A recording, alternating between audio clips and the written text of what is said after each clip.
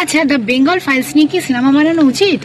দেখো, এটা নিয়ে কথা বলতে গেলে মানে একটু পেছনে ঘটনাগুলোকে উল্লেখ করতে হবে। সালটা মানে ছিল ঠিক মানে 1946 সাল। কলকাতার রাজপথে মানে ধারালো অস্ত্র হাতে একদল মুসলমান নেমেছিল। উদ্দেশ্য তাদের ছিল একটাই, যে কলকাতার বুকে কোনো হিন্দু থাকবে না। পুলিশদের ছুটি দেওয়া হয়েছিল এবং অবাধ্য হিন্দুদের বশ মানানো যায়নি, তাই শুরু হয়েছিল ডাইরেক্ট অ্যাকশন প্ল্যান। এবার চারিদিকে শুধু আর্তনাদ ঘটেছিল। ঘর থেকে টেনে টেনে বের করে আনা হচ্ছে সমস্ত হিন্দুদের, চলছে মহিলাদের উপর মানে নির্যাতন, পরিস্থিতি টালমাটাল। ঠিক তখনই তরবারি হাতে নেমেছিল একটা বিপ্লবী বলা যায়, গোপাল চন্দ্র মুখোপাধ্যায়। আচ্ছা, ঘটনা শুরু হয়েছিল কিভাবে? দেখো, 1946 সালের মানে ঠিক কি মে মাস সম্ভবত, ব্রিটেনের প্রধানমন্ত্রী ক্লেমন্ট টেডলি মানে যখন ঠিক করেছিলেন যে ভারতের হাতেই তাদের শাসনভার তুলে দেবেন।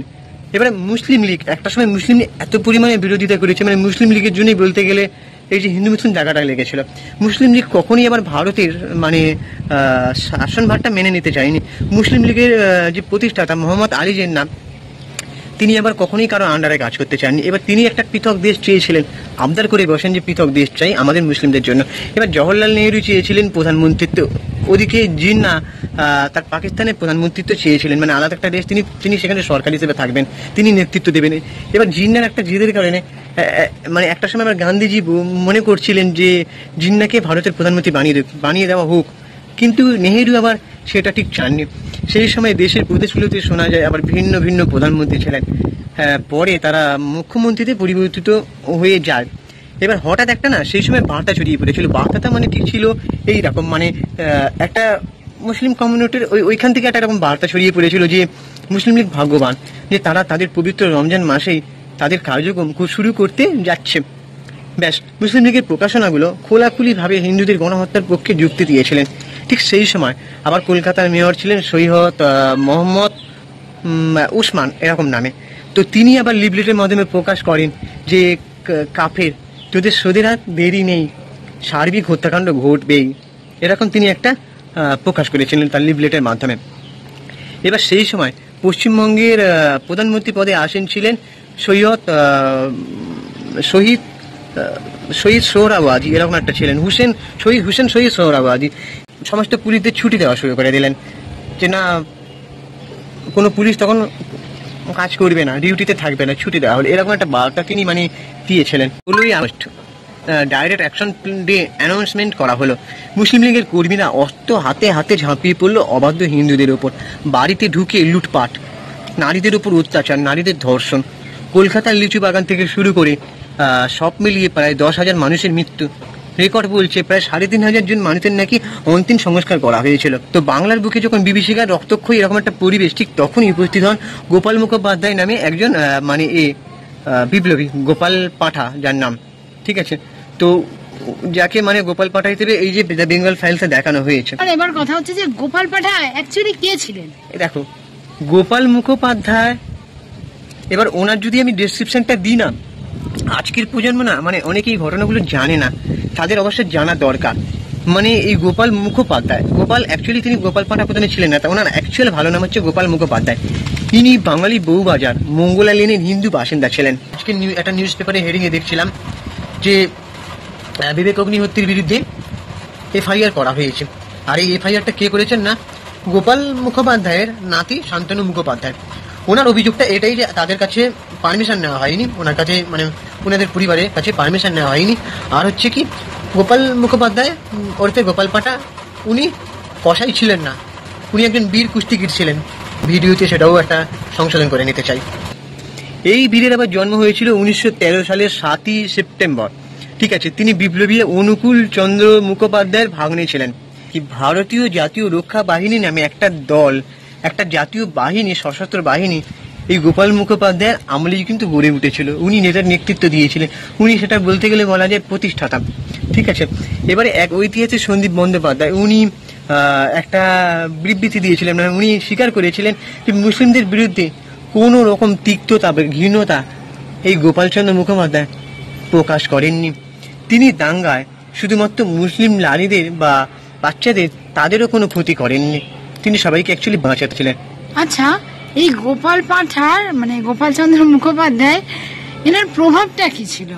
দেখো, এনার প্রভাবটা অ্যাকচুয়ালি দেখো 1946 সালের 16ই আগস্ট মুসলিম লীগ যখন পাকিস্তান তৈরির জন্য সংগ্রামের ডাক দিয়েছিল না, ঠিক সেই সময় কলকাতা জুড়ে মানে হিন্দু গণহত্যা কি হারে চলছে, মানে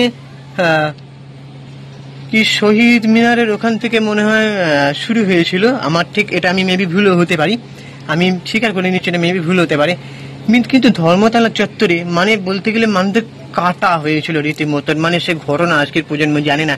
এগুলো direct action plan, direct action day, এগুলো যদি গুগলে সার্চ করে মানুষজন জানতে পারবে। এবার আগেই বলেছি দ্য গ্রেট ক্যালকাটা কিলিং একটা টেলিগ্রাফ বেরিয়েছিল, সেখানে এই ঘটনাগুলো কিন্তু উল্লেখ করা আছে। তো মানুষজন আজকের প্রজন্মে এগুলো জানেন, এগুলো জানাটা উচিত। এবারে কলকাতা জুড়ে যেভাবে হিন্দু গণহত্যা চলছিল, মানে এই ভাবনাটা একমাত্র ছিল মুসলিম লীগে যে এর ফলে আমরা যদি এরকম হামলা ঝামেলা করি তার ফলে চাপে পড়ে ব্রিটিশ সরকার আমাদেরকে পাকিস্তানটা দিয়ে দেবে, এরকম একটা তাদের মানে ভাবনা চিন্তা ছিল।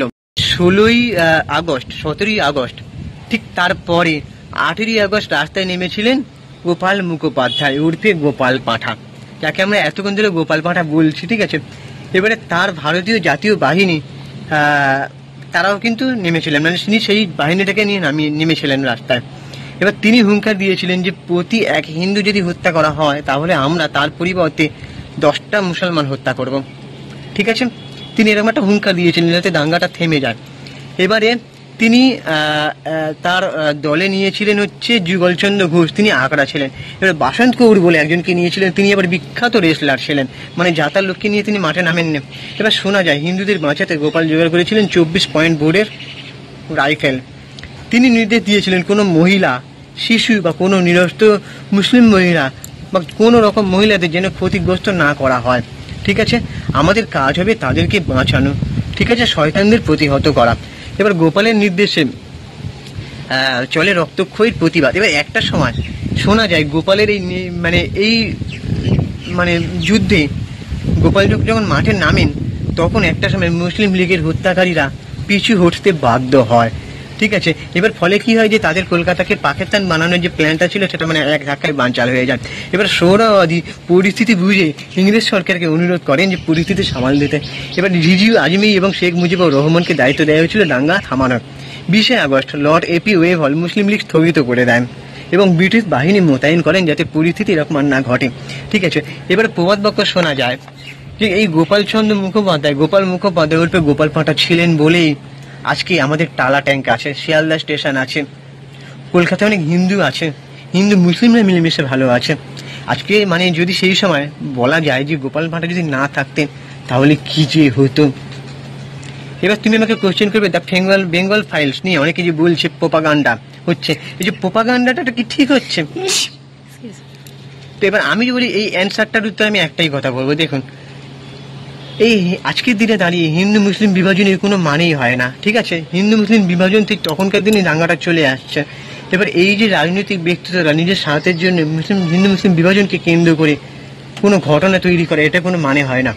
এবার যদি বলা যায় দ্য বেঙ্গল ফাইলসের বিবেক অগ্নিহোত্রী উনি যদি এখন প্রোপাগান্ডা তৈরি করতে যদি সিনেমাটা করে থাকেন তাহলে আমি বলবো এই উদ্দেশ্য ঠিক না। কিন্তু যদি বলবো সত্য ঘটনা মানুষকে জানানো উচিত বা এটা নিয়ে সিনেমা বানানো উচিত তাহলে আলবাদ বলবো হওয়াটা উচিত, ঠিক আছে। তো এই বলে আমি আমার এখানে বক্তব্য শেষ করছি।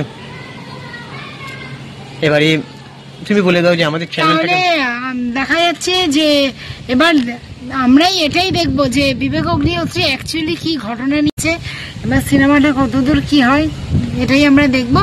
আর হ্যাঁ, আমাদের চ্যানেলটাকে অবশ্যই সাবস্ক্রাইব করো, বেল আইকন প্রেস করে অবশ্যই নোটিফিকেশন অন করে রাখো। আর আমরা ইনস্টাগ্রামে আছি, আমি চিঙ্কি বাবু 2531, তোমারটা? আর আমার হচ্ছে পৌশালী.31। আর আমাদের কাপেল ইনস্টাগ্রাম আইডি হচ্ছে সুপ্রিয় পৌশালী, তোমরা ওখানে গিয়ে ফলো করে দাও। টাটা, দেখা হচ্ছে পরের ভিডিওতে। অবশ্যই ভিডিওটাকে একটা লাইক দাও।